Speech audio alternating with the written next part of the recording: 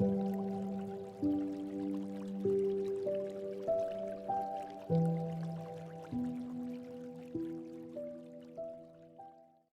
arrivons au chapitre 24 et 25 des Actes des Apôtres.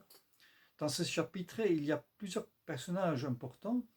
Et d'abord, je vais vous donner quelques informations sur ce personnage qui joue un rôle important dans ces chapitres où Paul est aussi emprisonné et en train d'aller justement à Rome pour témoigner là-bas.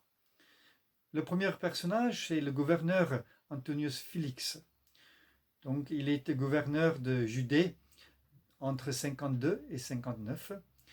Il était d'origine esclave et franchi. Et il a pu monter les échelons grâce à son frère Pallas qui avait des connexions auprès le cour royal de l'empereur Claude.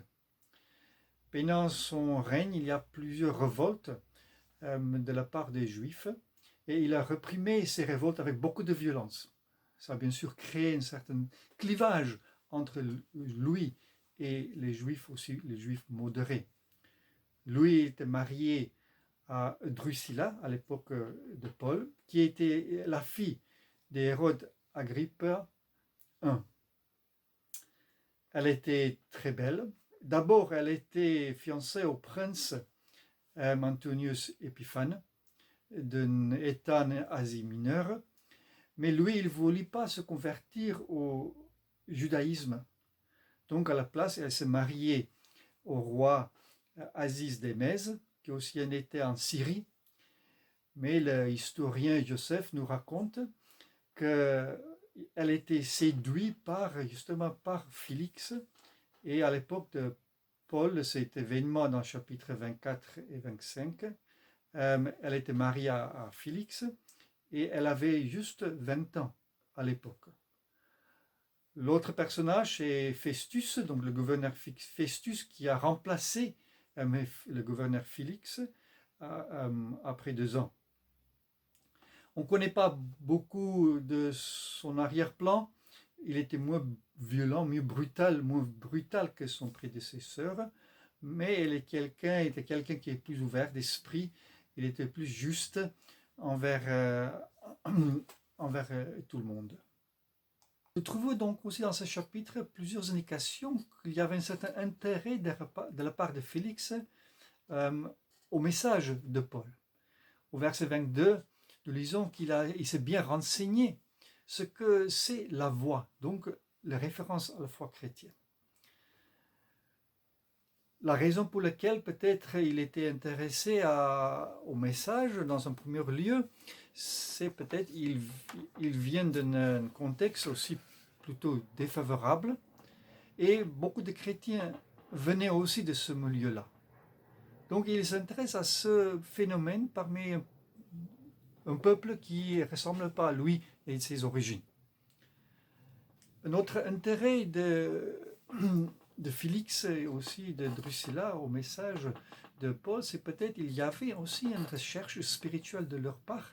Au verset 24, il y a justement dit, ils sont venus pour écouter ce que Paul a à dire concernant la foi en Jésus-Christ.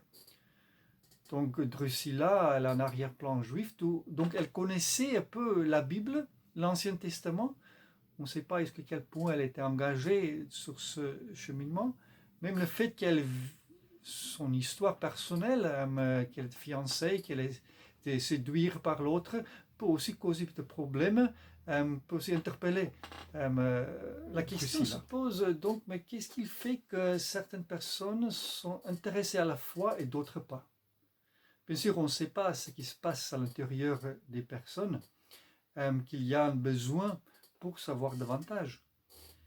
Mais on peut constater au moins 2 choses. La première chose, c'est les relations qu'on peut avoir avec d'autres personnes. Un ami qui s'intéresse à la foi peut nous attirer pour commencer à poser des questions.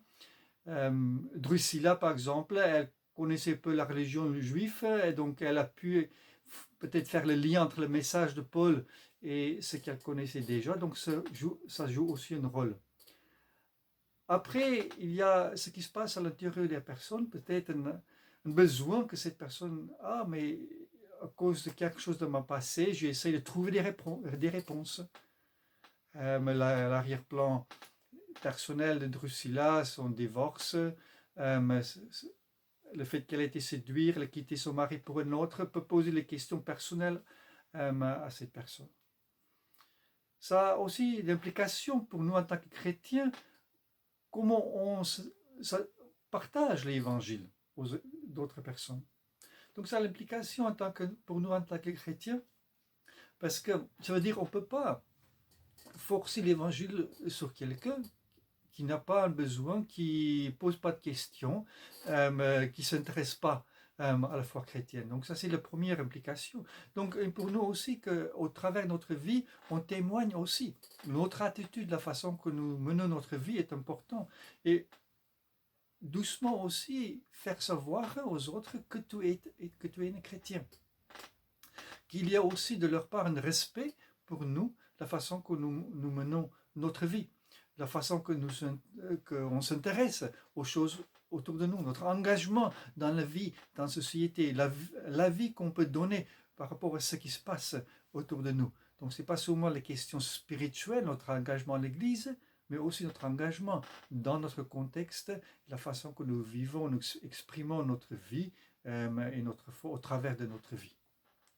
La question se pose dans les versets 24 à 27, mais justement, quel était le message de Paul?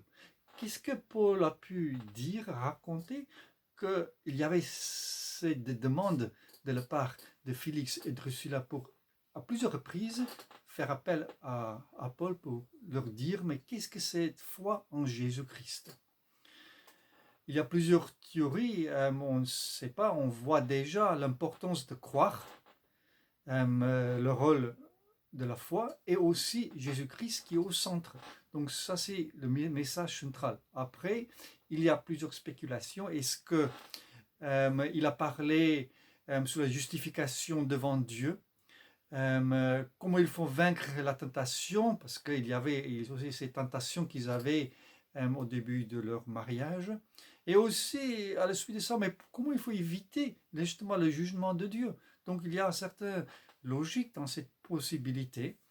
Il y a la possibilité qu'il a peut-être voulu dénoncer leur péché de leur passé, mais je crois qu'il est plutôt fait une autre approche, parce que s'ils ont fait appel à plusieurs reprises à Paul, le message de Paul doit les attirer. C'est pas là pour leur chasser, pour leur faire peur, pour leur montrer, mais vous êtes les grands pécheurs.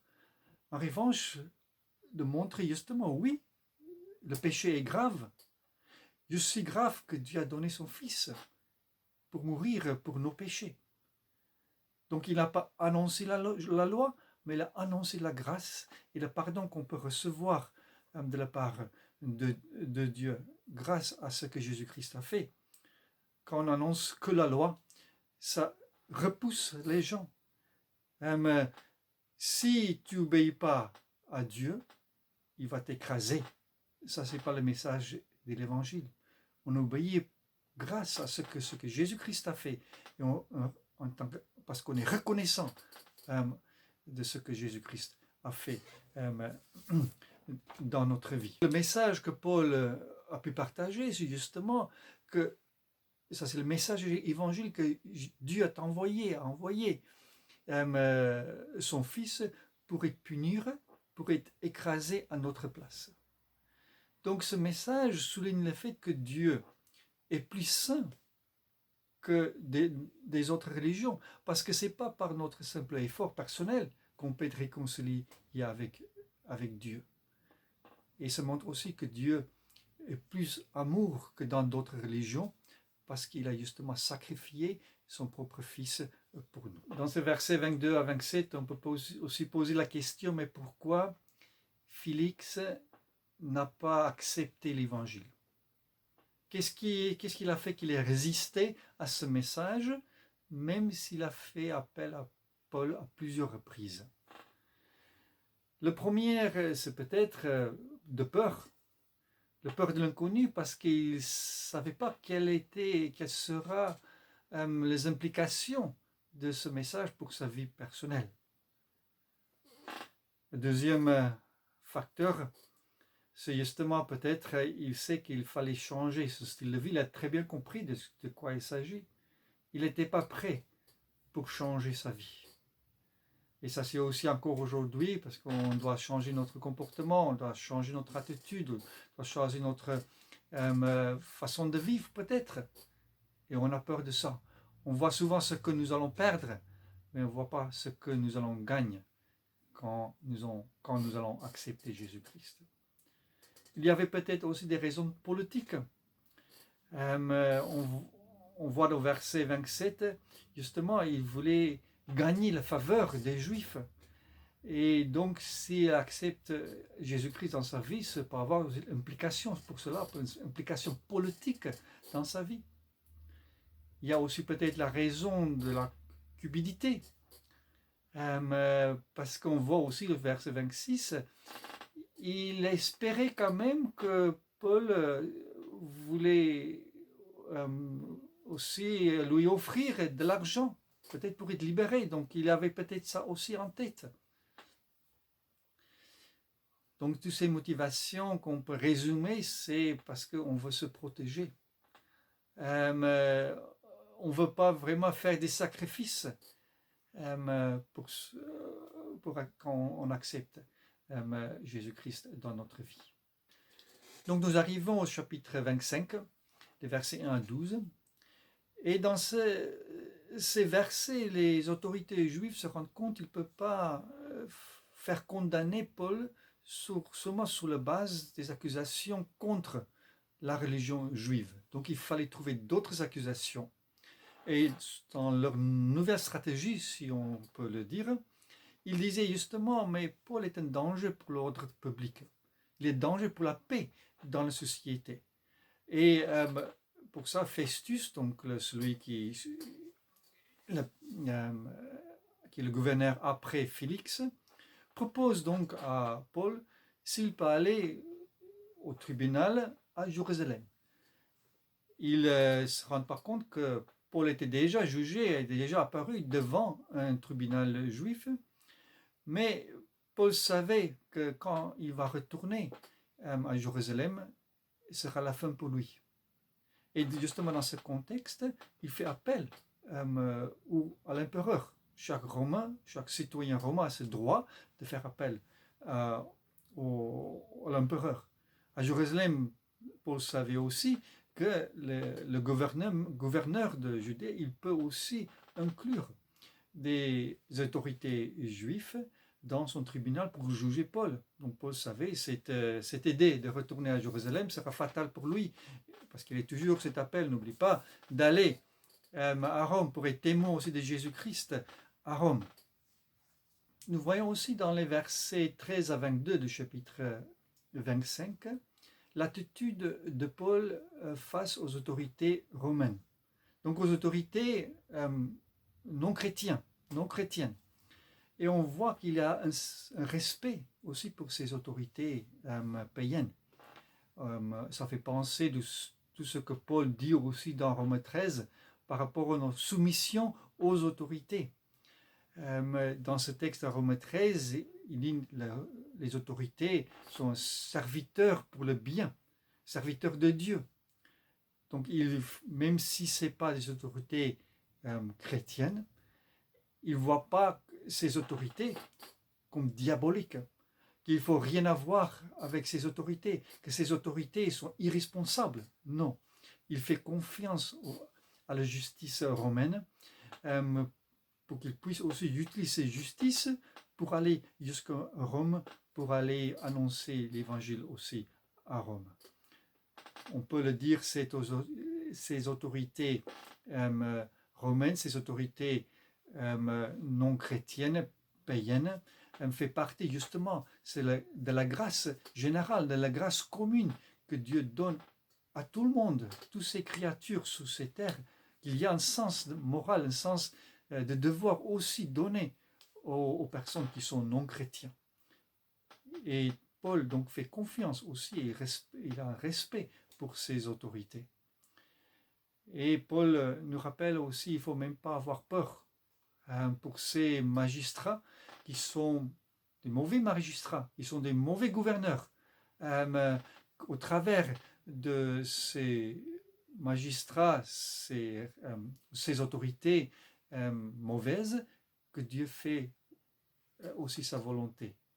Même dans Isaïe 45, il y a Cyrus, le roi, qui est aussi appelé le serviteur de Dieu. César, Rome 13, verset 4, qui était Néron à l'époque, est aussi, on dit, il faut aussi être soumis à ces autorités-là. Même Jésus, quand il parle à Ponte Pilate, il dit, mais il ne peut rien faire si ce n'était pas la volonté de Dieu. Mais en même temps, on voit que Paul n'accepte pas comme ça ces autorités. Il est proactif.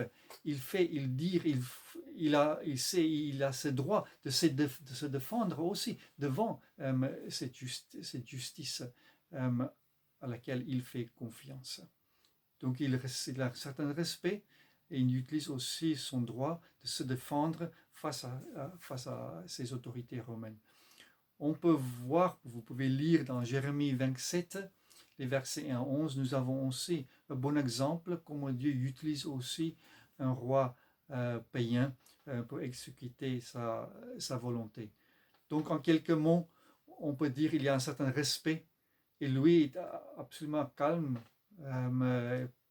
pas révolté contre ses autorités. Et troisièmement, il dit il utilise aussi son droit de se défendre vis-à-vis des accusations portées contre lui dans ce contexte.